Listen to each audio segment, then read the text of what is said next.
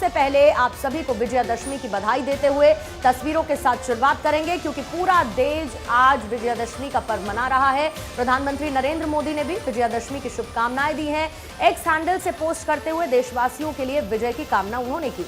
प्रधानमंत्री ने लिखा है कि देशवासियों को विजयादशमी की असीम शुभकामनाएं। मां दुर्गा और प्रभु श्री राम के आशीर्वाद से आप सभी को जीवन के हर क्षेत्र में विजय हासिल हो, यही कामना है। और बढ़ते खबरों में आगे देखिए, दशहरा का त्यौहार विशेष महत्व रखता है और इसे देश भर में बहुत ही धूमधाम से मनाने की परंपरा है। राष्ट्रपति द्रौपदी मुर्मू, प्रधानमंत्री नरेंद्र मोदी लाल किला में होने वाले रामलीला में शामिल होंगे और हर साल की तरह इस बार भी लाल किला मैदान में हजारों की संख्या में श्रद्धालु इस आयोजन में शामिल होंगे, जहां रावण, कुंभकर्ण और मेघनाथ के पुतले को जलाकर बुराई पर अच्छाई की जीत का प्रतीकात्मक प्रदर्शन किया जाएगा और इसे लेकर पूरी तैयारियां यहां पर कर ली गई है।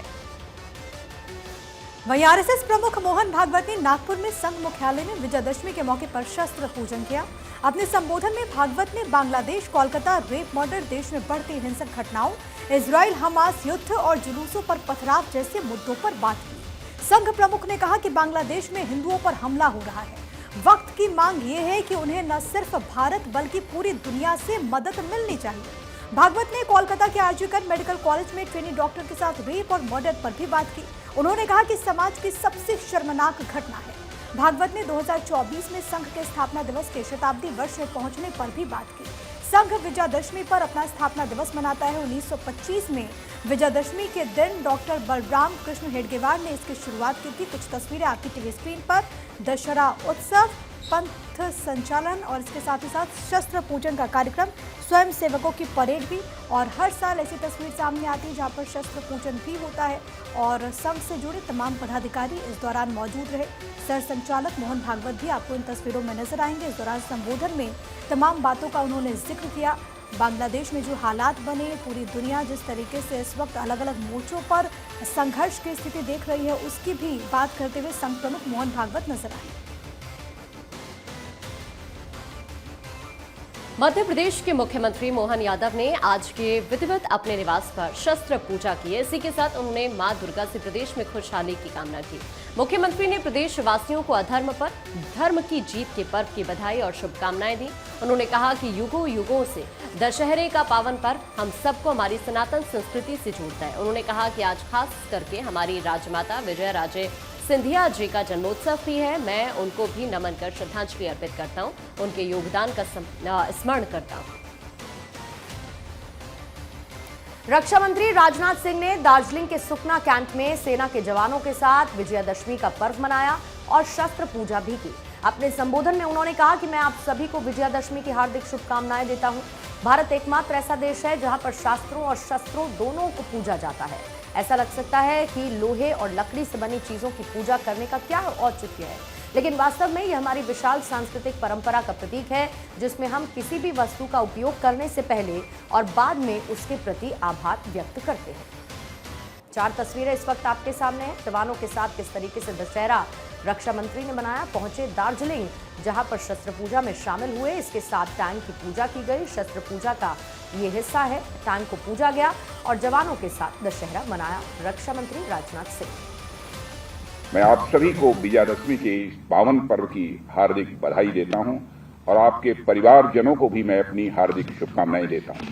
जहां शास्त्रों और शस्त्रों की एक साथ पूजा होती है, यानी शास्त्र और शस्त्र को समान आदर के भाव से भारत में देखा जाता है।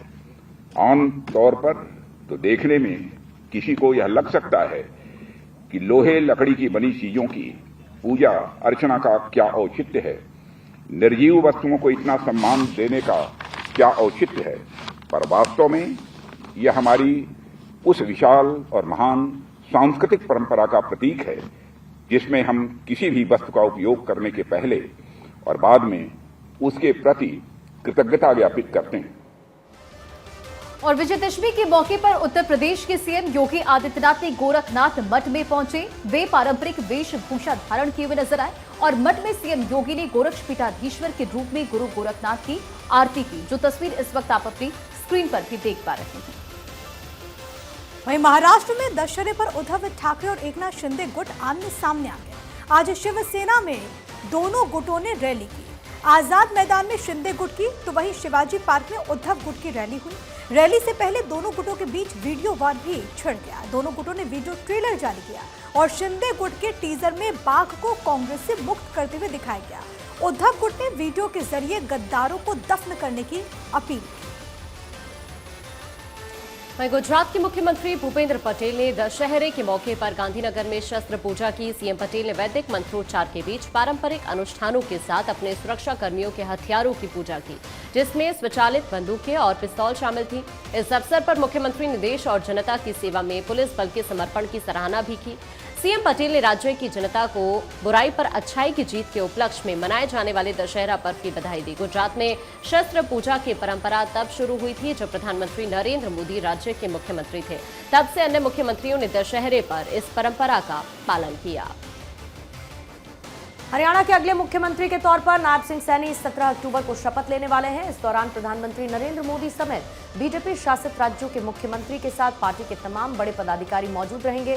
सैनी का शपथ ग्रहण पंचकूला में होगा और 10 बजे का वक्त निर्धारित किया गया है। तीसरी बार शपथ ग्रहण की तारीख पोस्टपोन की गई है। पहले 12 अक्टूबर को शपथ ग्रहण होने वाला था, फिर तारीख को 15 अक्टूबर किया गया।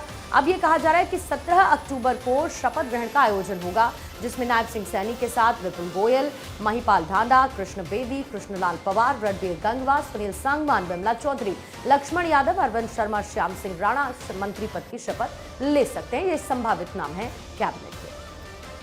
और हरियाणा विधानसभा चुनाव में मिली हार को कांग्रेस पचाने को तैयार नहीं दिख रही है। कांग्रेस ने 20 विधानसभा सीटों पर रिकाउंटिंग की मांग की है, जिसमें होडल, बल्लभगढ़ और फरीदाबाद एनआईटी सीट भी शामिल है। हरियाणा विधानसभा चुनाव में हार के बाद कांग्रेस लगातार ईवीएम पर सवाल उठा रही है। हाल ही में राज्यसभा सदस्य दिग्विजय सिंह ने भी इंदौर में ईवीएम पर सवाल उठाए और कहा कि ईवीएम की मौजूदा व्यवस्था के कारण मतदाता के रूप में उनका संवैधानिक अधिकार छिन चुका है। कर्नाटक की कांग्रेस सरकार के एक फैसले ने राज्य का सियासी माहौल गर्म कर दिया। दरअसल राज्य सरकार ने 16 अप्रैल 2022 को हुबली शहर में पुलिसकर्मियों पर हमला करने वाली भीड़ के खिलाफ दर्ज केस को वापस लेने का फैसला लिया। गृह मंत्री जी परमेश्वर की सिफारिश पर राज्य मंत्रिमंडल ने यह फैसला लिया था। सरकार के इस फैसले का बीजेपी ने विरोध करते हुए इसे तुष्टीकरण की राजनीति बताया। इस पूरे मामले में राज्य के मुख्यमंत्री सिद्धारमैया ने कहा कि सरकार के पास कुछ मामले वापस लेने की शक्ति है, जिसके तहत यह फैसला किया गया। सरकार के इस फैसले पर केंद्रीय मंत्री प्रहलाद जोशी ने कड़ी आपत्ति जाहिर करते हुए तुष्टीकरण की पराकाष्ठा बताया। मिनी संसद के रूप में अहम भूमिका निभाने वाली संसदीय समितियों में इस बार महिला सदस्यों का बोलबाला है। 4 संसदीय पैनल ऐसे हैं जिनमें 9 महिलाएं हैं, 4 ऐसे हैं जिनमें 5 से 7 महिलाएं और 5 ऐसे जिनमें 1 से 2 महिला सदस्य हैं। हर समिति में 20 से 30% महिला प्रतिनिधित्व है। महिलाओं को आगे लाने की ये पहल सभी दलों की तरफ से ही की गई है। कंगना रनौत संचार और सूचना टेक्नोलॉजी कमेटी में है। निशिकांत दुबे की बात करें तो इस कमेटी की वो अगुवाई कर रहे हैं। तृणमूल कांग्रेस की महुआ मोइत्रा भी इसी कमेटी में है। इस कमेटी में शिवसेना के प्रियंका चतुर्वेदी भी हैं। जया बच्चन अब लेबर कमेटी में चली गई हैं। भारत अगले 5 सालों में 52 जासूसी सैटेलाइट को अर्थ ऑर्बिट में लॉन्च करेगा और इस सैटेलाइट का मकसद पड़ोसी देश चीन, पाकिस्तान की गतिविधि पर नजर रखना होगा। ये सैटेलाइट सेना के लिए काफी मददगार साबित होंगे। प्रधानमंत्री मोदी की अध्यक्षता वाली सुरक्षा मामलों की कैबिनेट समिति ने 7 अक्टूबर को स्पेस बेस्ड सर्वेलांस प्रोग्राम के 3rd स्टेज को मंजूरी दे दी है। इसके तहत पृथ्वी के निचले ऑर्बिट और जियो स्टेशनरी ऑर्बिट में इन सैटेलाइट्स को स्थापित किया जाएगा। ये सभी सैटेलाइट्स एआई बेस्ड होंगे, यानी कि सैटेलाइट आपस में कम्युनिकेट कर सकेंगे। इससे पृथ्वी में सिग्नल भेजने, मैसेज और तस्वीरें भेजने में आसानी होगी।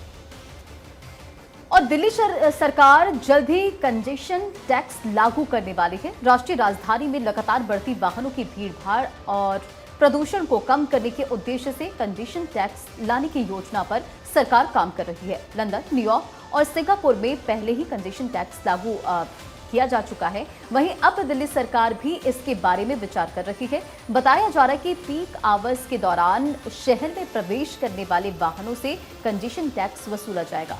13 प्रमुख प्रवेश बिंदुओं पर सुबह 8 से 10 बजे तक और शाम 5 से 7:30 बजे तक ये टैक्स वसूला जाएगा। वहीं दिल्ली में पुलिस ने 7,000 करोड़ के ड्रग्स सिंडिकेट के मामले में खुलासा किया। कोड वर्ड के जरिए डिलीवरी होती थी। साथ ही पुरानी फिल्मों की तरह आधे फटे नोट और उनके नंबर से कंसाइनमेंट की डिलीवरी होती थी। कोकीन का कंसाइनमेंट 2 बार में दिल्ली पहुंचा। कार्टेल के मेंबर कंसाइनमेंट आने पर एक्टिव होते थे। कार्टेल के हर सदस्य का काम और हिस्सा विदेश में बैठा आका तय करता था।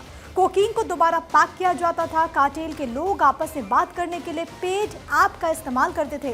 गिरफ्तार आरोपी तुषार ने 2 बार में दिल्ली एनसीआर से डिलीवरी ली थी। खास बात यह भी है कि कार्टेल के ज्यादातर सदस्य आपस में एक दूसरे से बिल्कुल अनजान थे।